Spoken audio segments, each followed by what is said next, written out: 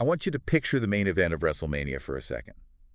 The pyrotechnics are going off, 70,000 people are screaming, the lights are blinding. Right, the absolute peak. Exactly. You see The Rock standing on the turnbuckle, soaking it all in. You see the charisma, the eyebrow raise, all those millions of dollars in ticket sales. You're seeing the finished product there, the icon. You are. But what you don't see is the empty, freezing cold warehouse in Stamford, Connecticut, like 10 years earlier. Yeah. You don't see the guy who taught The Rock how to lock up, or the guy who taught him how to hit the ropes without breaking a rib.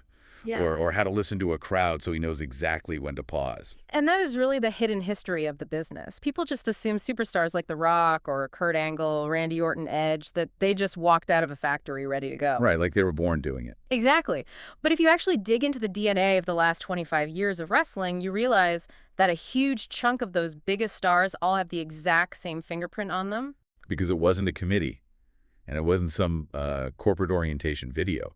For a massive part of that history, it was mostly just one guy. Just one guy, Tom Prichard, or, as he's known in the locker room, Dr. Tom. Dr. Tom Prichard. And that is our mission for today's deep dive. We're looking at a detailed biographical profile of his career, and it covers everything from the territorial days in the late 70s all the way up to his recent accolades in 2025. It's a massive span of time. It really is. We are going to unpack the career of a true wrestler's wrestler.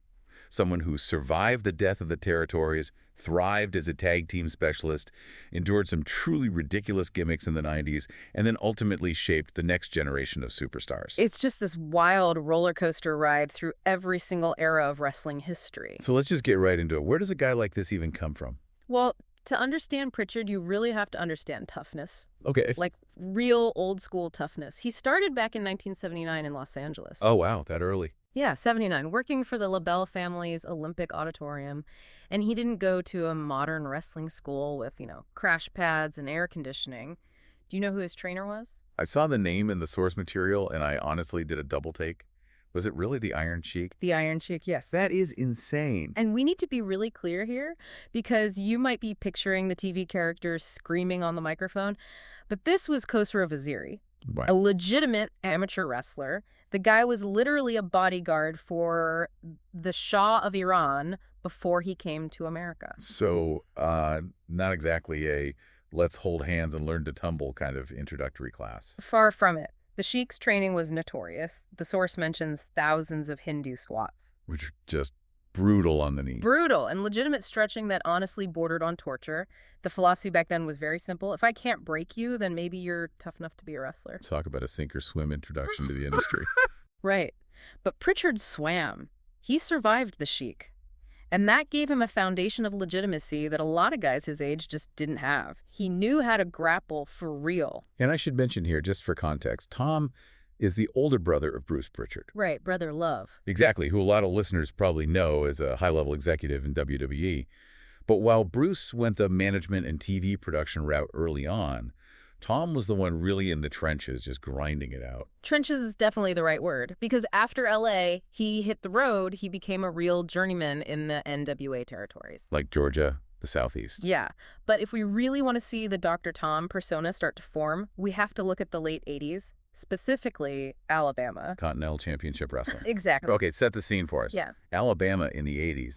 This isn't the polished HD television production we see today. No, not at all. This was gritty, southern, blood and guts wrestling. And Prichard finds himself in this massive rivalry with a guy named the Dirty White Boy, Tony Anthony. Which is just a fantastic wrestling name, by the way. It's the classic wrestling villain. So it's April 23rd, 1988, and they run a controversial a storyline segment that honestly you would never, ever see on television today. It was just too visceral. Walk us through it. Because reading the profile, it sounded genuinely terrifying. So the setup is pretty classic.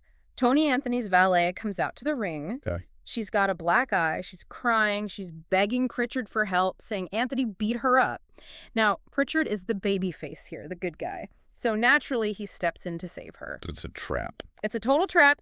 Anthony jumps him from behind.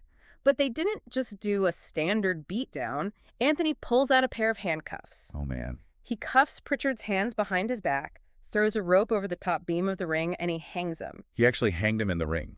Like, Hoisted him up. Hoisted him up by the handcuffs until he was choking. That just... The visual was incredibly disturbing. Yeah. And you have to remember the context. The audience in Alabama in 1988 largely believed this was real. They didn't have the internet to tell them it was a scripted show? Exactly. There were reports of people legitimately panicking, grandmothers trying to jump the guardrail to save him. That is some serious emotional manipulation. But in the wrestling business, that's what we call heat. Prichard learned firsthand how to make a crowd feel genuine fear and genuine sympathy. And it worked perfectly. When he finally came back and won the title later that year, the place just exploded. So he's got the technical skills from the Iron Sheik, and now he's got the psychological mastery from the Southern Territories. Yes. But the wrestling world is changing fast, right? We move into the 90s, the territories are starting to die off, and Prichard heads to Texas, to the USWA. Which is a really cool snapshot in time. It's 1990. Prichard joins a heel stable, a team of bad guys, and they're managed by Tojo Yamamoto. But the fascinating part is who he's actually teaming with. Right. I love this detail. He's tagged up with Eric Embry and, of all people, a young kid with long blonde hair named Steve Austin. Stunning Steve Austin. Years before he shaved his head and became Stone Cold. It's wild to think about, isn't it? Tom Prichard and Steve Austin riding in a car together, eating at Waffle House at 2 in the morning, just trying to make the next town. And feuding against baby faces like Jeff Jarrett. Right. And that's where you see the teacher role quietly begin. Because Prichard was the veteran in that group, he was the one guiding Austin in the ring. Every night, you have Prichard, Austin, and Jarrett in the ring together. That is a staggering amount of future legend status in one ring in some high school gym in Texas. It really establishes his pedigree early on. He wasn't just watching from the sidelines. He was actively in the mix with the guys who would completely define the next decade of the industry. Absolutely. But we should be clear. Prichard wasn't done being a major star himself yet. We have to talk about Smoky Mountain Wrestling. Oh, SMW. Arguably where he did his absolute best in-ring work. The Heavenly Bodies. One of the greatest tag teams of the era. He formed the team in 1992 with Stan Lane. They were actually the first ever Smoky Mountain Tag Team champions. And again, this was not family-friendly entertainment. The feuds they had were incredibly violent. Very violent. They feuded with the Fantastics and, of course, the Rock and Roll Express. Yeah, I saw a list of the match types they were doing in the source. There was a barbed wire cage match. Classic. And my personal favorite, the hospital elimination match. Which implies the only way to win is to literally put your opponent in an ambulance. Exactly. And eventually, Stan Lane retires and Jimmy Del Rey steps in to team with Prichard. But here is where Prichard's career gets truly unique. The crossover. Yes. Smoky Mountain Wrestling was run by Jim Cornette, and Cornette struck a deal with the giant of the industry, the World Wrestling Federation, the WWF. Which was basically unheard of at the time. Completely unheard of. So suddenly you have this crossover where Prichard and the Heavenly Bodies are wrestling on massive WWF pay-per-views while still working the tiny territory shows. It feels huge. Like, imagine a minor league baseball team suddenly playing a game in the World Series. That's a great way to put it. They wrestled the Steiner brothers at SummerSlam 1993. Okay. And then at Survivor Series 1993, they actually defeated the Rock and Roll Express. On a WWF show. Yes. Vince McMahon actually put a non-WWF team over on his own flagship show. That just shows you the level of trust they had in Tom Prichard. They knew he was crisp, they knew he was professional, and they knew he wouldn't mess it up. Speaking of being a pro, there's a great detail from the Smoky Mountain days about the loaded boot. Oh, that is classic heel work. So in 1995, Prichard legitimately injured his leg. But in wrestling, you don't really take sick days. You definitely do not. You turn it into a storyline. So he started wearing this special orthopedic boot to the ring to protect the injury. But of course, it was loaded. Naturally. He'd kick guys in the head with this heavy boot and knock them out to win matches. He used that to get his 8th title reign in SMW. It's such a simple, effective trope. He was really the king of that hill. But then, the hill disappeared. Smoky Mountain folded in late 95. And this brings us to the part of the story that I think is the most fascinating, because it's really where pride meets reality. The identity crisis era. Yeah. Prichard gets hired by the WWF full-time in 1995. Finally, the big leagues for good. But they don't bring him in as the Doctor of Desire or this rugged territory champion. No. They basically strip away everything that made him cool. They looked at him and said, "We're going to put you on a team called the Body Donnas with a guy named Skip. You're going to be fitness gurus. And your name is Zip." Zip. I mean, imagine being a respected veteran. You've bled in barbed wire, you've hung from handcuffs, and now your name is Zip. And it gets worse than the name. Prichard had this signature look, this long, curly brown hair. It was a huge part of his identity. Yeah? They made him chop it all off and dye his hair into a blonde crew cut just to match his tag team partner. It has to completely bruise the ego. It has to. But this is the crucial point about Tom Prichard. He did it. He didn't complain. He didn't quit and go home. He went out there and he committed to the gimmick. And because he was such a good worker, they actually put the WWF Tag Team Championship on them. Right. At the WrestleMania 12 pre-show in 1996. So technically Zip is a WrestleMania champion. He is. He got the gold. Hey. But gimmicks like that, they burn out fast. By late 96, the team dissolves. And Prichard starts sliding down the card. He transitions into a character called Dr. X. Which is just a masked jobber, right? Yeah, a masked guy who just goes out on house shows to lose to the stars. And then there was the Blue Blazer stint. Right. In 1998 and 1999, he put on the Blazer mask to team with Jeff Jarrett. There's actually a really specific moment from Raw is War on September 27, 1999. Oh, the match with China. Yeah, he teams with Jarrett against China and Dibra, and it ends with Prichard smashing a guitar over China's head. Which is just peak Attitude Era chaos. Total circus. Jarrett gets knocked out, China gets the pin. But here's the thing. While he was running around in unitards and masks and bad haircuts on TV, something much more important was happening behind the curtain. The pivot. The pivot. Right around 1997, 1998, the company realized they had a massive problem. They were starting to win the TV war, and they were signing all these incredible athletes, football players, powerlifters, amateur wrestlers. But none of them actually knew how to wrestle. Exactly. They had the look, but not the skills. The company needed a coach, but they needed someone who understood the technical side of grappling, but also understood the TV side, the character side, and honestly, the humiliation of having a bad gimmick. And who fits that bill better than Tom Prichard? Nobody. He was the perfect candidate. He had the Iron Sheik's discipline, the Smoky Mountain tag team psychology, and the WWF entertainment experience. So they basically gave him the keys to the kingdom. They made him the head trainer. And I really want to pause here and just look at the list.